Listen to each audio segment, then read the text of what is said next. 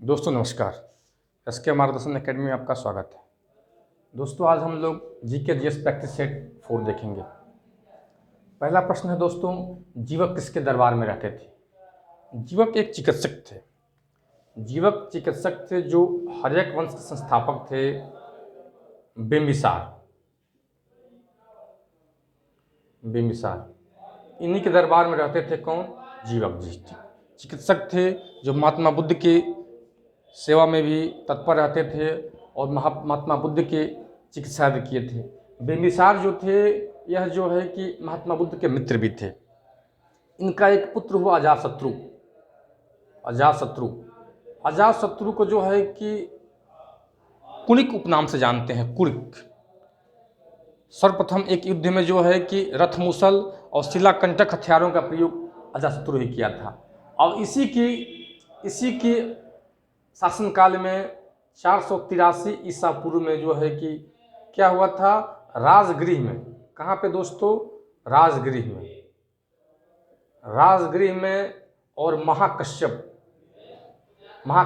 के अध्यक्षता में क्या हुआ? प्रथम बौद्ध संगीति हुई थी। जब 483 ईसा पूर्व में महात्मा बुद्ध की मृत्यु हुई उसी समय कहाँ पे? राजगृह में, महाकश्यप की अध्यक्षता में। और शासक कौन था? अजातशत्रु। इसका उपनाम कुणिक है, ठीक ना। यह बिंबिसार की हत्या करके जो है कि अपना क्या किया? सत्ता काबिज किया। और इसका लड़का हुआ था उदयन। कौन हुआ? उदयन। दोस्तों उदयन ही जो है कि पाटलिपुत्र का स्थापना किया था। किसका? पाटलिपुत्र का स्थापना कौन किया? उदयन। और उदयन किसकी हत्या कर दिया? अजातशत्रु की हत्या करके कौन बैठा सत्ता पे? उदयन। इसलिए इस वंश को पितृहंता वंश कहते हैं। इस वंश को पितृहंता वंश के नाम से जानते हैं। एक दोस्त चिकित्सक है चरक, जो कि कनिष्क के दरबार में रहते थे। किसके? कनिष्क एक जो है कि कुषाण शासक है। और कनिष्क की सबसे पहले जो है कि ये कनिष्क किस वंश का है? कनिष्क की जो है कि 78 ईस्वी में शक संवत शुरू किया गया। क्या किया? 78 ईस्वी में शक संवत, जो आज भारत का पंचांग है। ठीक। प्रश्न बनता है कि सबसे अधिक शुद्ध सोने के सिक्के कौन जारी किए? कुषाण शासक। और सबसे अधिक सोने के सिक्के कौन जारी किए? गुप्त शासक। कौन शासक? तो चरक जो है किसी इन्हीं के समय, कनिष्क समय ही रहते थे इनके दरबार में चरक जी। ठीक। अगला दोस्तों, कुतुब मीनार का निर्माण किसने करवाया? तो दोस्तों कुतुब मीनार का निर्माण शेख कुतुबुद्दीन बख्तियार काकी की याद में किया गया। ठीक। शेख कुतुबुद्दीन बख्तियार काकी की याद में जो है कुतुब मीनार का निर्माण प्रारंभ करवाया था कौन? कुतुबुद्दीन ऐबक।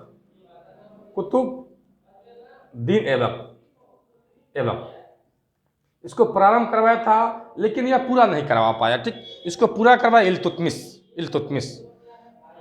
कुतुब मीनार के योगदान में 3 शासकों का योगदान है।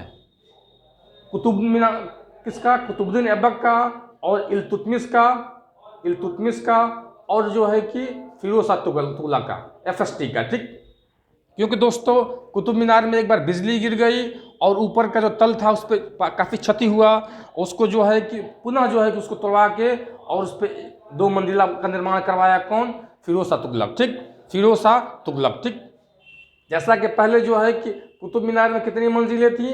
कुतुब मीनार में 4 मंजिलें थी दोस्तों। तो ऊपर वाला पे जब क्षति पहुंच गया बिजली गिरने से, इसको तोड़वा के फिर इस पे 2 मंजिला बनवा दिया। कितनी? 5 मंजिलें। और कुतुब मीनार का जो दरवाजा है दोस्तों, इसको अलाई दरवाजा कहते हैं। अलाई दरवाजा, इसका निर्माण कौन करवाया था? अलाउद्दीन खिलजी, जो खिलजी वंश का एक शासक था। कौन? अलाउद्दीन खिलजी दोस्तों। और यहीं पे एक लव स्तंभ है। कौन सा? लव स्तंभ। ठीक। अगला दोस्तों, कलिंग का युद्ध कब हुआ था? जैसा कि हम सबको पता है कि 261 ईसा पूर्व में कलिंग का युद्ध हुआ था। ठीक। कलिंग का युद्ध हुआ था। कलिंग कहाँ पे है? उड़ीसा में। और उड़ीसा में जो है कि जब यह आक्रमण किया था वहाँ पे अशोक, उस समय वहाँ का राजा कौन था? नंदराज। और जो है कि कलिंग किसके लिए? हाथियों के लिए प्रसिद्ध है। कलिंग जो है कि हाथियों के लिए प्रसिद्ध है दोस्तों। ठीक। और यहीं से युद्ध के बाद जो है काफ़ी नरसंहार हुआ, जिसको देखने के बाद अशोक जो है कि भेरी घोष की जगह पे धम्म घोष को अपना लिया। अशोक हेरी घोष की जगह पे धम्म घोष को अपना लिया। अशोक किस वंश का है? मौर्य वंश का। मौर्य वंश का संस्थापक कौन है दोस्तों? मौर्य वंश का संस्थापक चंद्रगुप्त मौर्य था। कौन था? चंद्रगुप्त मौर्य था। इसके गुरु कौन थे? चाणक्य, जिनका बचपन का नाम क्या था? विष्णुगुप्त। और यह कौन सी पुस्तक लिखे थे दोस्तों? अर्थशास्त्र। अर्थशास्त्र पुस्तक किस पे आधारित है? राजनीति पर आधारित है। अर्थशास्त्र किस पे है? राजनीति पे। इसमें 15 अधिकरण है अर्थशास्त्र में, ठीक ना। और इसी को जो है कि कौटिल्य को ही भारत का मैकियावेली कहा जाता है, ठीक। अगला दोस्तों, अमीर कोही विभाग किसने बनाया था? दोस्तों जैसा कि सबको पता है, अमीर कोही विभाग एक कृषि विभाग है। एक कृषि विभाग है जिसका निर्माण मोहम्मद बिन तुगलक, कौन? मोहम्मद बिन तुगलक, एमबीटी ने किया था। मोहम्मद बिन तुगलक ने किया था। और एमबीटी का नाम क्या था? जौना खां। जौना खां इसका नाम था। और इसी की याद में जो है कि जौनपुर की स्थापना कौन किया था? फिरोज शाह तुगलक किया था। जौनपुर को भारत का सिराज या पूर्व का सिराज कहते हैं दोस्तों, ठीक ना। पूर्व का सिराज कहते हैं, ठीक। मोहम्मद बिन तुगलक जो है किस वंश का है? तुगलक वंश का। तुगलक वंश का संस्थापक कौन था? गयासुद्दीन तुगलक। और इसके बाद इसका आया फिरोज शाह तुगलक। फिरोज शाह तुगलक जो है कि रोजगार दफ्तर का निर्माण किया और दासों के लिए एक जो है कि दीवाने बंदगान विभाग बनाया, और जो है कि दान के लिए दीवाने खैरात विभाग का निर्माण किया। सबसे अधिक नहरों का निर्माण फिरोज शाह तुगलक किया। उसके बाद जो है कि फलों की गुणवत्ता के लिए एक विभाग की स्थापना किया, रोजगार दफ्तर की स्थापना किया, और सबसे अधिक गुलाम इसी के समय थे, फिरोज शाह तुगलक। अगला, कपास के लिए कौन सी मिट्टी उपयोगी है?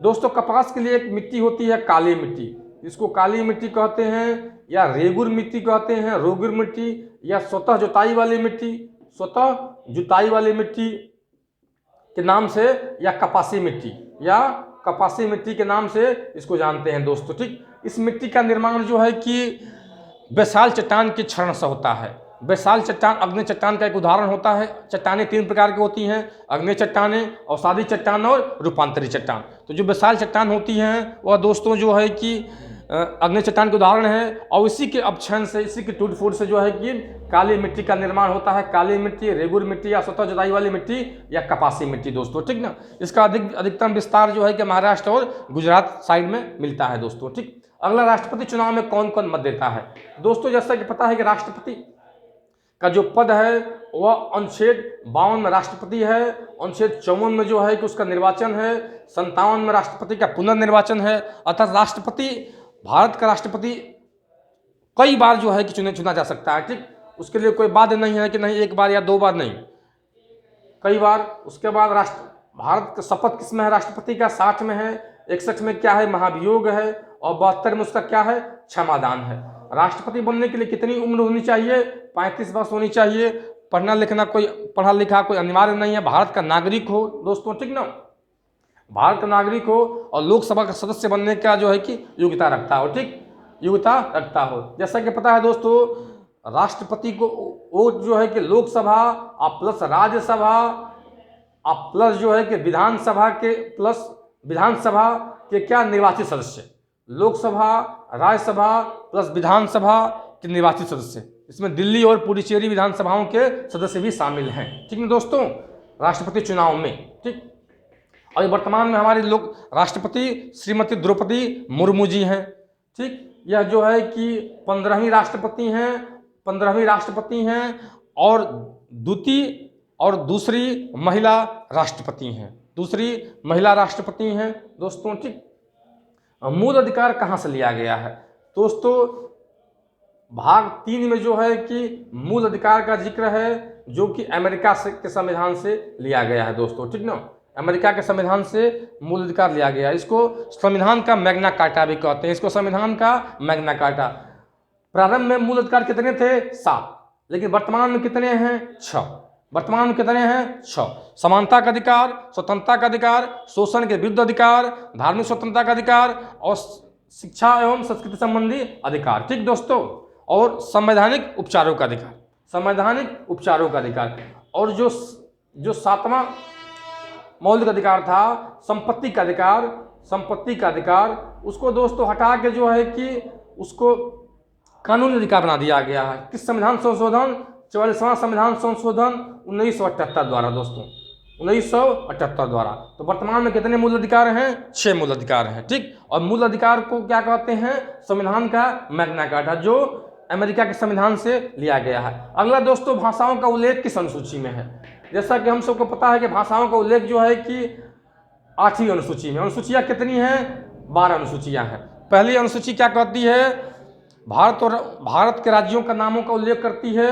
और दूसरी क्या दूसरी जो है कि दूसरी क्या है? दूसरी जो है कि वेतन के बारे में बताती है, पदाधिकारियों के वेतन के बारे में। और तीसरी क्या बताती है?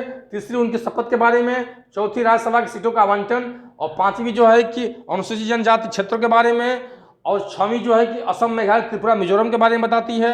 और 7वीं केंद्र सूची, समर्थित सूची, राज्य सूची के बारे में बताती है। और 8वीं जो है कि भाषा के बारे में। 9वीं भूमि अधिग्रहण के बारे में। और 10वीं दल बदल के बारे में। 11वीं पंचायत के बारे में। और 12वीं नगर पालिका के बारे में दोस्तों, ठीक। तो जो 8वीं अनुसूची है, इसी में भाषा का उल्लेख है। प्रारंभ में कितनी भाषाएं थी? 14 भाषाएं थी, ठीक। लेकिन 21वें संविधान संशोधन द्वारा जो है कि किसको जोड़ा गया? ये सिंधी को जोड़ दिया गया, ठीक दोस्तों। कितनी हो गई? 15। फिर उसके बाद 71वां संविधान संशोधन द्वारा जो है कि जोड़ा गया किसको? नमक मतलब नेपाली, मणिपुरी और कोंकणी को। फिर एक संविधान संशोधन हुआ, उसके तहत जो है कि MBDS को जोड़ा गया।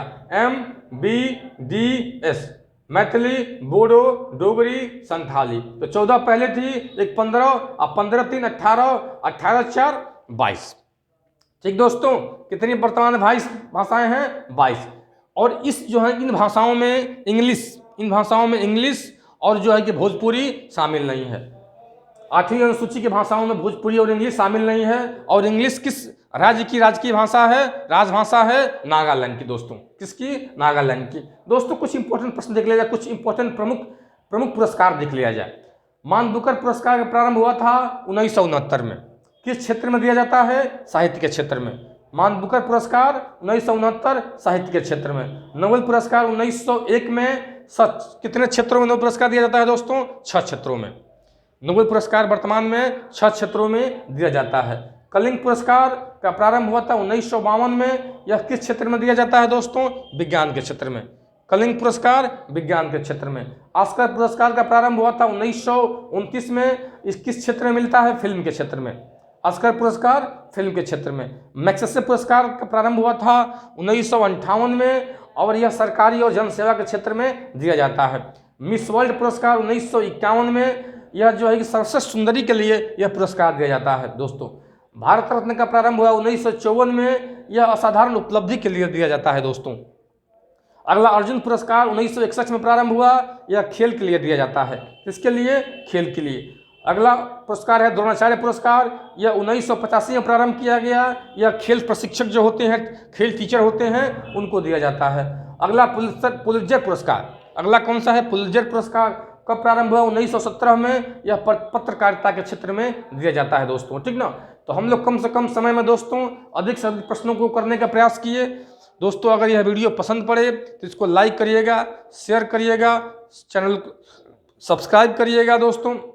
धन्यवाद। ऐसे ही हम लोग जो है कि क्वेश्चन लाते रहेंगे और कम समय में अधिक से अधिक प्रश्नों को करने का प्रयास करेंगे। धन्यवाद।